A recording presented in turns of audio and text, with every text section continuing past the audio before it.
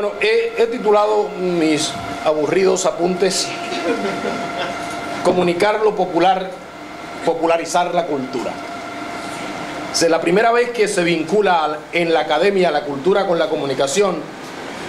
No fue de parte de los británicos ni de los posmodernistas latinoamericanos, obviamente, sino de parte de todos aquellos intelectuales estadounidenses que a partir de los años 30 del siglo pasado tuvieron que atender el boom de la prensa, la telefonía y la radio como medios insurgentes en la cotidianidad de la sociedad civil. Claro, durante la década anterior, los años 20, había salido a la luz el primer gran texto sobre un aspecto de la comunicación de masas que luego y todavía viene desembocando grandes polémicas sobre sus tesis más importantes.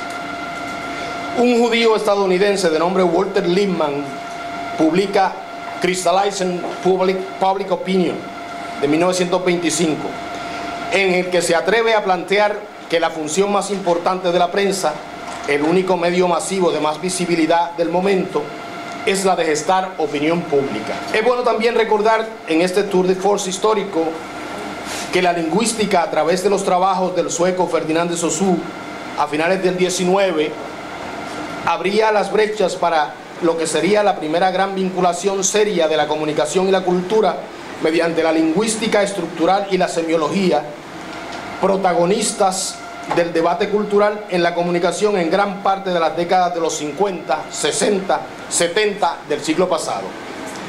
Pero volvamos al inicio del asunto. Dijimos que los primeros intelectuales que vincularon la comunicación de masas como disciplina epistemológica o como saber a la cultura fueron los académicos estadounidenses reunidos en lo que la historia de la disciplina ha llamado los Mass Communication Research. Como ha ocurrido con otros grandes descubrimientos, este grupo de académicos probablemente se aburrió de venir investigando los mismos fenómenos tradicionales como objetos de estudio de sus diversas disciplinas y se arriesgaron a mezclar o a hibridar, como se dice hoy, tales recetas con los nuevos escenarios que ahora presentamos o presentaban los medios, la época de oro de la radio y luego de la Segunda Guerra Mundial, la irrupción de la televisión.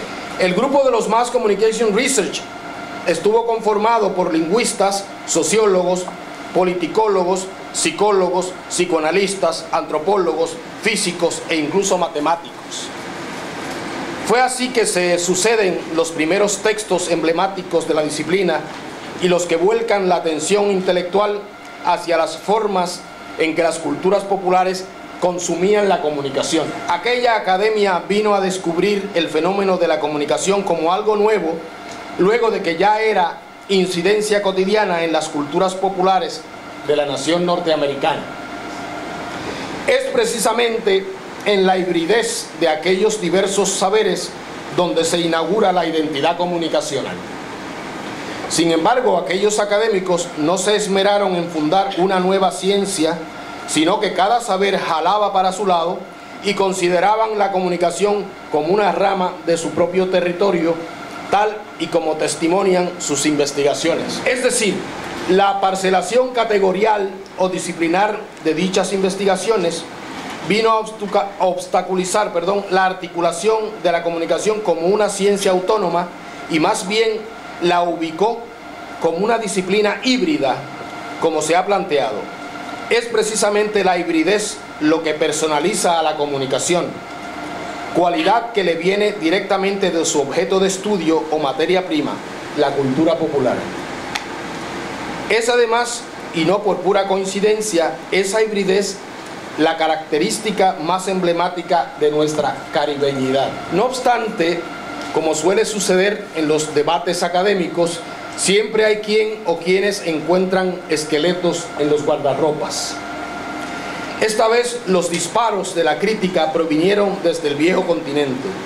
Un grupo de teóricos marxistas salidos de la Universidad de Frankfurt, Alemania, pero irónicamente elitistas, acusaban a sus colegas estadounidenses de no decir toda la verdad, de ocultar más de lo que descubrían, y entonces se lanzaron a dicha tarea, a decir y analizar un tanto lo contrario a lo que sus colegas del Nuevo Mundo planteaban e investigaban, o por lo menos a decir lo que sus colegas norteamericanos omitían ya adrede o involuntariamente.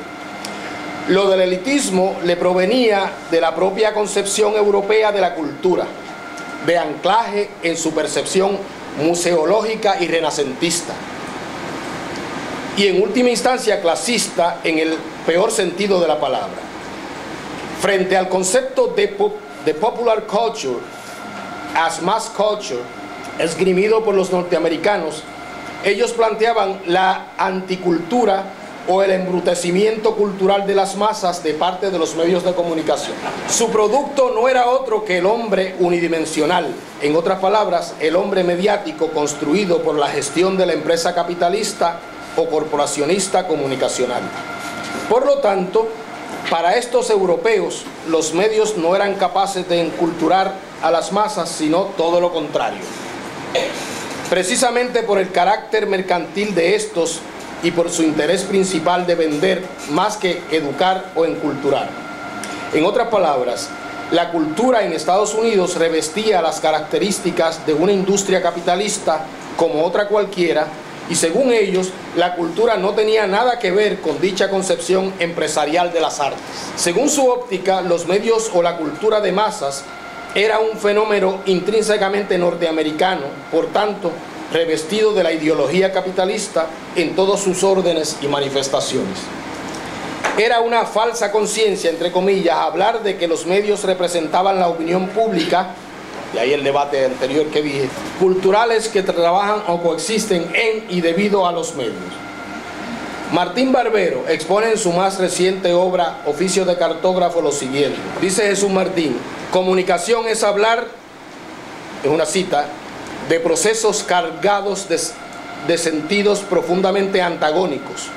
De un lado, comunicación significa hoy el espacio de punta de la modernización, el motor mismo de la renovación industrial y las transformaciones sociales que nos hacen contemporáneos del futuro, ya que asociada al desarrollo de las teorías de información, la comunicación nos proporciona la posibilidad de alcanzar al fin el tren de la definitiva modernización industrial, de la eficacia administrativa, de las innovaciones académicas y hasta del avance democrático que entrañan las virtualidades descentralizadoras de la informática, el internet, todas las redes sociales, etc. Pero de otro lado, continúa diciendo Jesús Martín Barbero, comunicación es también hoy sinónimo de lo que nos manipula y engaña, de lo que nos desfigura políticamente como país y de lo que nos destruye culturalmente como pueblo. Asimismo, las posiciones de indiferencia o de rechazo de la élite intelectual a tomar en serio las transformaciones culturales que se producen desde los medios encubre una obstinada y útil idea de cultura con la que legitiman el derecho a decidir lo que es cultura. Cuando Pedreira escribe Insularismo, corrían los años 30. No puede dejar de ocultar el gran influjo hispanófilo y europeizante que hereda de aquella pesimista e insoslayable generación del 98 y de su contemporánea, la del 27, españolas. Los Estados Unidos sumergen al mundo en la depresión económica más seria de su historia. Rafael Hernández escribe su Lamento Borincano como emblema de la miseria en que andaba el país. Se suceden la masacre de Río Piedras en 1935 y de Ponce en 1937, en las que se dan los primeros mártires de la lucha de independencia del siglo XX. Y don Pedro Flores, un mulato músico de Naguabo, compone Sin Bandera, la primera canción protesta de la cultura popular puertorriqueña. Muchas gracias por escuchar.